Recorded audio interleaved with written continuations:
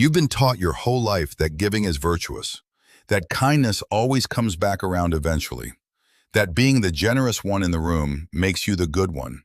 Nobody really sits you down and tells you the other side of that coin. So today we will. 6 hidden costs of being too nice, according to Stoic philosophy. And by the end, 3 tools sharp enough to actually stop the bleeding. Not vague advice, tools you can use this week. Let's get into it. Here's where it starts, quietly, almost invisibly. The Stoics were unusually clear about one thing, centuries before modern psychology caught up to them. Happiness that depends on someone else's actions was never really happiness you controlled in the first place. It was borrowed, and borrowed things get called in. When you give constantly, without ever setting the terms out loud, some part of you starts expecting something back. You don't plan this. You don't even notice it happening. But it's there, quietly running in the background of every favor, every late-night phone call you picked up, every time you said yes when you meant no. And when that unspoken expectation doesn't get met, and let's be honest, it almost never gets met the way you pictured it, it doesn't turn into a conversation. It turns into resentment, the kind you can't even explain properly, because technically, nobody promised you anything. Epictetus, a man who genuinely had nothing for most of his life, put it about as plainly as anyone ever has. Some things are within our control. Some things are not. Other people's gratitude was never within yours. So the moment your peace of mind gets quietly wired to it, you've handed your peace over to someone who never signed up to protect it. They didn't steal it from you. You handed it to them, one unspoken expectation at a time. Now here's the part that's genuinely uncomfortable to sit with. The more consistently you show up for people, no boundaries, no hesitation, always available, the less it registers to them as a gift, and the more it starts registering as infrastructure. Think about that word for a second. Infrastructure, something reliable, something that's just there, the way a chair is just there to hold you up. Nobody thanks a chair. Nobody feels grateful for the floor holding their weight. It's not because people are cruel. Most of the time, it's not even conscious on their part. It's just how humans adapt to consistency. If something never wavers, it eventually stops being felt as generosity and starts being felt as expected. And here's the part that hurts more than the lack of gratitude. If you're always the one catching people when they fall, you're also, without meaning to, removing their reason to ever learn how to catch themselves. You think you're helping. Sometimes what you're actually doing is quietly keeping someone exactly where they are. By the way, if any of this is sounding a little too familiar, that's usually a good sign you're in the right place. This channel exists for exactly these conversations. So if you want more of them, subscribing means you won't miss the next one. All right, let's keep going. Marcus Aurelius wrote to himself, almost obsessively, about staying anchored to his own principles instead of getting pulled in 6 directions by other people's demands.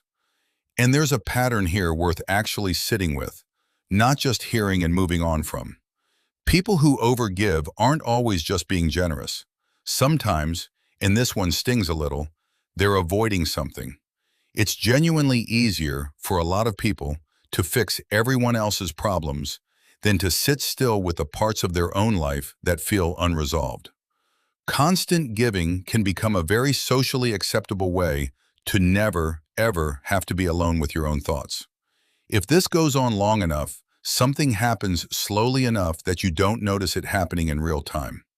The version of you that had goals, that had boundaries, that had a life that belonged to you and only you, starts fading quietly into the background of everyone else's needs.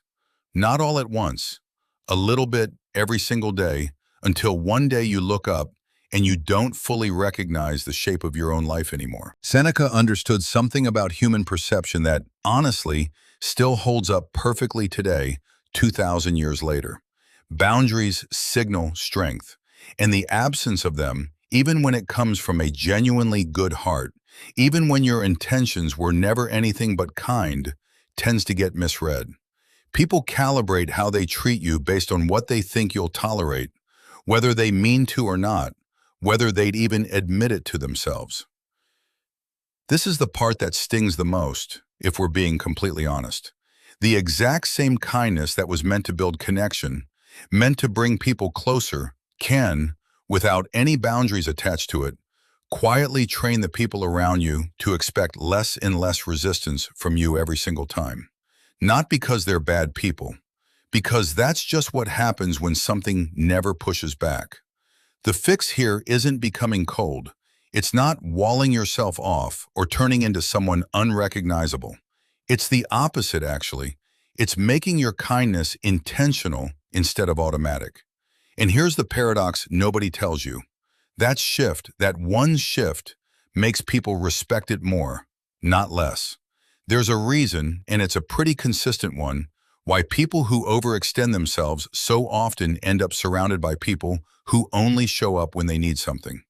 Balanced people, secure people, people who've done their own inner work, tend to be drawn to other people who have their own boundaries, their own lives, their own center of gravity that doesn't depend on constant outside input.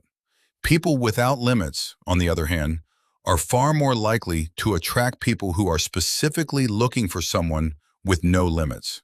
It's not mystical. It's not karma or energy or anything you can't explain. It's simple math, honestly. If you're always available, you become disproportionately attractive to the exact group of people who need someone always available. And that group, more often than not, is not the healthiest crowd to build your life around. Quick pause here, because we're at the halfway mark, and this next one is, in my opinion, the one people recognize the latest, usually years too late. So if you've made it this far, stick around. And if you haven't already, now's a good moment to hit subscribe, because the second half gets even more specific. This is the final one, and it's the one that compounds all the others. Resentment doesn't usually arrive loudly. It doesn't show up one day and announce itself. It builds in silence, one small, unreciprocated moment at a time, one ignored need at a time, until it's sitting underneath almost every interaction you have, coloring things you can't quite name the reason for. The Stoics actually had a name adjacent to this, even without our modern vocabulary for it. They warned constantly against living reactively instead of intentionally, because a life built on reaction, on always responding to what everyone else needs, eventually stops belonging to the person living it. And unexamined resentment is one of the clearest signs that's already happening. Here's the uncomfortable truth. You can be a fundamentally kind person and still be quietly furious underneath it, if kindness was never something you chose freely, but something you felt obligated to keep giving. Those are two completely different things, even though from the outside they look identical. This is the final one, and it's the one that compounds all the others. Resentment doesn't usually arrive loudly. It doesn't show up one day and announce itself. It builds in silence, one small unreciprocated moment at a time, one ignored need at a time, until it's sitting underneath almost every interaction you have, coloring things you can't quite name the reason for. The Stoics actually had a name adjacent to this, even without our modern vocabulary for it. They warned constantly against living reactively instead of intentionally, because a life built on reaction, on always responding to what everyone else needs, eventually stops belonging to the person living it. And unexamined resentment is one of the clearest signs that's already happening. Here's the uncomfortable truth. You can be a fundamentally kind person and still be quietly furious underneath it, if kindness was never something you chose freely, but something you felt obligated to keep giving. Those are two completely different things, even though from the outside they look identical. All right, 6 costs, real ones. Now, 3 tools, and I want these to actually be useful, not just nice sounding. Tool 1, check in with how you actually feel, not how you think you're supposed to feel. If helping someone consistently leaves you drained, resentful, anxious, exhausted in a way that doesn't make sense given what you actually did, that feeling is data. It's not weakness, And it's not you being a bad person for noticing it. The Stoics were relentless about daily self-examination, writing to themselves every night, precisely because your gut reaction usually knows something your conscious mind hasn't caught up to yet. Tool 2. Practice the word no as an actual skill, not something you say for emergencies. Start small. Say it in low-stakes situations first, somewhere the cost of practicing is close to nothing, so it stops feeling like conflict and starts feeling like a normal sentence coming out of your mouth. Epictetus trained himself in small refusals daily, deliberately, because he understood something simple. The muscle atrophies if you never use it. And most people have never once used it on purpose. Tool 3. Protect specific time that belongs only to you and treat it as genuinely non-negotiable. Not whenever I get a free moment, because that moment never actually comes. An actual block, defended the same way you defend a job interview or a doctor's appointment. Here's the thing people don't say out loud enough. What you don't protect, someone else will eventually claim.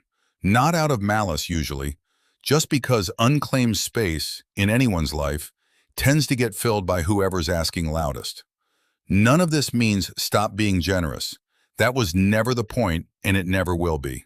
It means stop being generous by default, out of habit, out of fear of how you'll be seen if you say no, and start being generous by choice, because that version, the chosen version, is the one that actually holds up long term, for you and for the people around you who genuinely deserve it. If any part of this hits somewhere real tonight, tell me in the comments which of these 6 you recognize first. Usually that's the one worth actually working on this week, not the other 5. And if this is the kind of thing you want more of, quiet, honest conversations about the stuff nobody else says out loud, go ahead and subscribe now. New videos come out weekly, and your comments genuinely shape what we cover next.